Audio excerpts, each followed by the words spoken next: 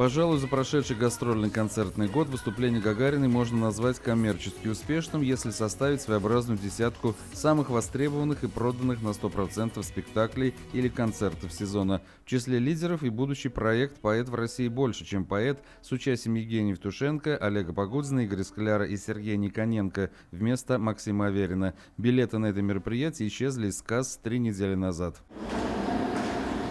На такие бренды с участием приглашенных звезд, как Международный оперный фестиваль имени Шаляпина или балетный имени Нуриева, а также такие названия, как «Рахлинские сезоны» или «Белая сирень», ажиотаж прогнозировать не обязательно, успех предопределен заранее.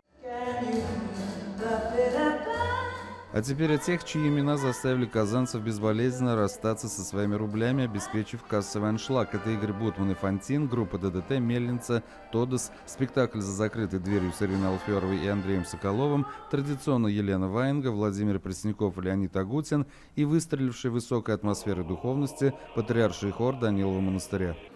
Казанцы устремлялись на встречу с любимой певицей с хорошей скоростью и позитивом. Полина Гагарина, одна из востребованных и узнаваемых певиц благодаря Евровидению, выстроила свое выступление как некий рассказ о простой девчонке, которая постепенно захватывает зрительское внимание и становится героиней пьедестала славы. Спасибо, что вы здесь с нами, спасибо, что аплодируете. Как говорил мой знаменитый однофамилец, что?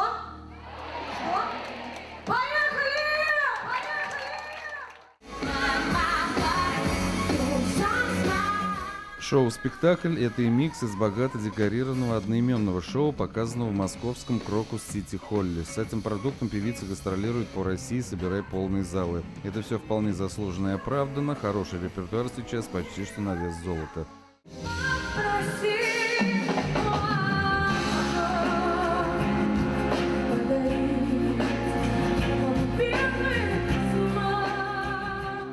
Спектакль окончен, погас свет, телевидение сделало свое дело и выпустило в свет несметное количество эмоций и со сцены, и со стороны зрительного зала. Просто оторопь берет, а вдруг Евровидение никогда бы не было на свете. Кого бы мы тогда слушали? Дмитрий Пивоваров, Роман Фенин, Эфир 24.